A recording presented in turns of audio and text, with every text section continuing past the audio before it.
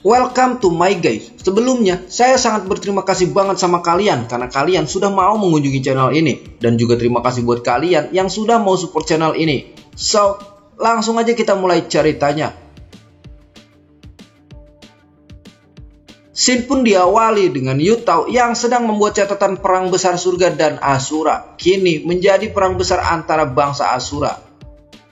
Mengikuti instruksi Kaisar, para dewa bertahan pasif di area dalam dan benteng istana. Asura dengan tradisi yang berbeda bertarung di luar benteng terakhir istana. Raja Gila yang bersekutu dengan surga berhasil memenggal Raja Bandi dan Raja Karakanta. Saat ini mereka sedang di gerbang selatan untuk menentang Raja Pimala Citra. Dari 4 raja, tersisa 2 raja. Kunci peperangan ini ada pada duel mereka. Kekuatan menjadi prinsip tradisi tertinggi Asura dan raja pemenang berhak atas segalanya. Di sini terlihat Rahu yang sangat berambisi menentang Pimala Citra untuk bertarung. Pimala Citra tak menyangka bahwa Rahu tumbuh dengan luar biasa, membunuh 2 raja Asura dan kini datang padanya, dan Pimala Citra sangat senang. Cepat atau lambat Pimala Citra memang sudah berkeinginan untuk memakan Rahu, tapi ternyata Rahu sendirilah yang memaksanya. Pimala Citra langsung membuka kepompongnya. Dia juga berkata bahwa perang ini terlalu membosankan, tapi melihat Rahu, dia merasakan ada kelezatan dibandingkan para dewa yang lemah. Dahulu, Pimala Citra adalah satu pelayan dewa tenuni yang sangat pintar di istana surgawi. Kemudian dia terusir dari surga. Dialah generasi pertama yang jatuh ke dunia.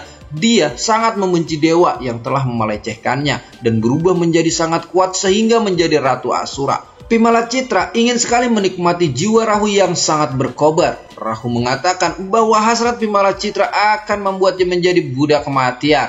Citra mengatakan bahwa jika dia bisa menghancurkan surga, dia akan sangat senang karena dia sangat membenci para dewa. Tapi Citra tidak menyangka bahwa Rahu bisa membentuk aliansi bersama para dewa. Citra juga mengatakan pada Rahu bahwa seluruh Asura membenci para dewa, tapi kau pengecualian. Kau berteman dengan Gautama, mengizinkannya tinggal, bahkan membiarkannya menjadi guru dari anakmu. Kau telah melakukan banyak kesalahan. Tapi yang paling salah adalah kau mempercayai mereka. Dirimu adalah Asura, akan selalu menjadi duri di mata mereka.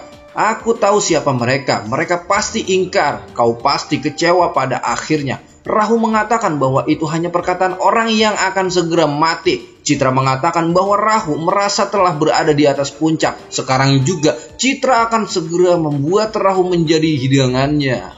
Pertarungan pun dimulai dan Citra langsung menyerang dengan kepompongnya. Dan kita akan dialihkan ke istana surga dulu lagi nih, Mang. Prajurit mengatakan bahwa Raja Gila telah memenggal Raja Karakanta dan sekarang Raja Gila melawan Pimala Citra. Para dewa pun langsung berpikir untuk tidak mempercayainya bahwa Raja Gila benar-benar kuat. Kedua raja yang sedang berperang adalah musuh yang tangguh yang telah mengganggu para dewa selama bertahun-tahun. Tapi kalah dengan mengejutkan oleh Raja Gila ini. Ini konyol bagi surga. Jenderal Timur mengatakan bahwa situasi Asura melawan surga tentu berbeda karena Rahu menang dengan cara satu persatu. Gautama mengatakan bahwa inilah seperti yang kita harapkan tanpa ikut campur. Selama pertarungan terakhir berlangsung, situasi keseluruhan dapat ditentukan. Tapi tidak terduga Rahu berada pada tahap pembakar jiwa Asura. Jenderal Barak mengatakan Raja Gila bisa tidak sadar dan menjadi Asura yang sangat liar jika berada di tahap pembakar jiwa. Kaisar mengatakan bahwa dia takut jika perang berikutnya adalah aliansi surga melawan Raja Gila. Karena ketika sudah menembus batas kekuatan mereka, bahkan saat terluka parah itu bisa membuatnya semakin kuat. Penderitaan adalah cara untuk mengumpulkan jiwa Asura yang telah dipelajari Kaisar sebelumnya. Di saat ini, Rahu mengalami pembakaran jiwa yang bahkan belum pernah terjadi sebelumnya untuk melawan ketiga raja. Dapatkah kita menahannya jika dia menyerang kita?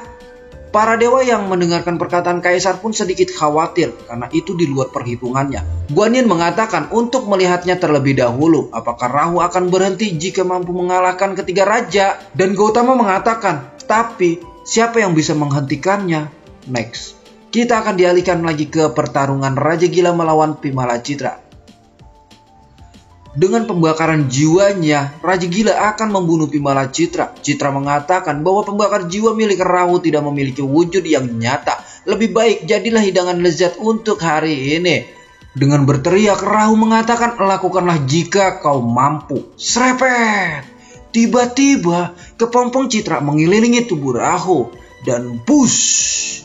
Pedang iblis milik Rahu sepenuhnya tersegel oleh Citra. Citra juga mengatakan bahwa pembakar jiwanya jauh lebih baik dari Rahu dan pedang iblis Rahu kini telah disegel oleh Citra. Krak! Rahu pun dicengkram oleh Citra dan langsung menghantam Rahu ke tanah. Pembakar jiwa adalah wujud dari jiwa Asura. Di dalam jiwa kita akan menjadi lebih tinggi. Sekarang Citra sangat bergairah untuk memakan Rahu. Citra pun langsung mengeluarkan pukulan bertubi-tubinya dan ini kekuatan yang lebih jauh lebih tinggi dari pukulan sebelumnya dari Citra.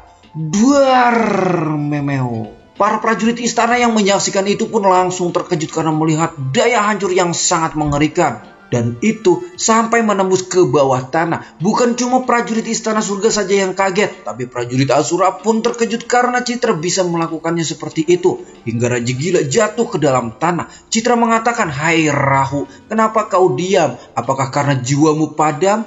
Di antara para Asura hanya sedikit yang mampu terbakar tanpa henti. Dan Rahu membuat Citra sedikit tersentuh karena ada bakat di dalam diri Rahu. Citra sangat berharap selama Rahu menembus batas, Rahu akan mampu melampaui Citra. Di saat itu Rahu akan mencapai hal-hal yang belum pernah diraihnya.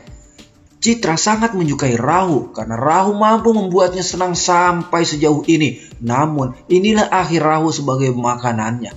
Tiba-tiba mata Rahu menyala dan Citra sedikit terkejut. Pembakar jiwa Asura yang dimiliki Rahu bukan untuk menjadi makanan. Rahu di sini untuk memenggal kepala Citra. Dan krak! Kepompong milik Citra pun hancur. Rahu mengatakan bahwa dia akan menjadi Asura terkuat. Citra pun terkejut karena Rahu bisa meledak setelah sesaat jantungnya terhenti. Dan Rahu langsung meraih leher Citra. Kini sudah tidak ada lagi yang bisa menghentikan Rahu. Rahu mengatakan bahwa kini dia telah melampaui Citra dan Citra akan mati di tangan Rahu.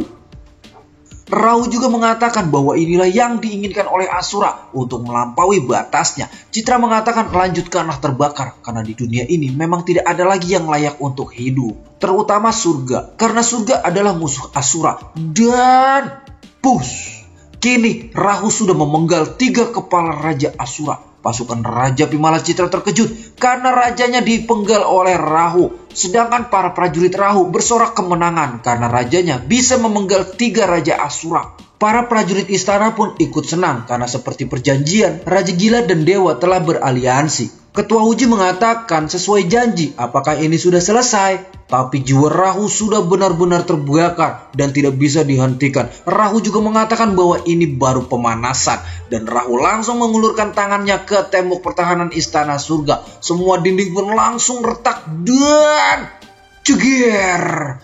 Tembok pertahanan surga kini telah hancur. Para prajurit istana langsung panik dan tidak bisa melakukan apa-apa. Dan sebagian prajurit terpental karena ledakan yang sangat dahsyat dari Rahu. Melihat Rahu maju, prajurit Asura sangat senang karena bisa berkesempatan untuk melawan dewa. Di sisi lain, Uji sangat mengkhawatirkan Rahu karena kini dia terluka sangat parah. Dan di saat yang sama, jiwanya terdorong pembakar jiwa Asura melampaui batas. Dia sekarang tidak terkendali dan tidak akan bisa berhenti. Tantangan apapun hanya akan membuat jiwa raja semakin terbakar. Ini adalah keadaan gila yang tidak terkendali. Dia akan membunuh para dewa dan ketika tidak ada yang bisa membunuh mereka, maka titik.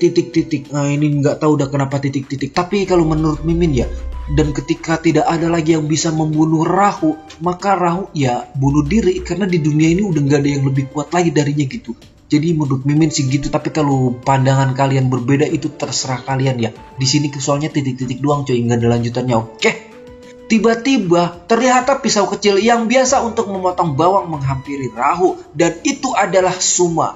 Suma adalah anak dari Raja Rahu. Suma muncul tiba-tiba dan Rahu langsung menangkis serangan dari Suma. Suma mengatakan bahwa Gautama berusaha keras memperbaiki keadaan kita. Apakah ayah lupa janji ayah pada aliansi? Berhentilah ayah, ini sudah selesai. Rahu mengatakan agar Suma jangan menghalanginya dan menjauh dari jalannya. Dan Rahu menyuruh Suma untuk pergi karena Rahu tidak akan mengulangi perkataannya lagi. Suma mengatakan bahwa kini ayahnya memasuki halaman dalam istana dengan kondisi tidak terkendali. Dan Suma akan menghentikannya meski dengan cara Asura. Raja Rahu yang sudah membara pun mengatakan minggir atau mati.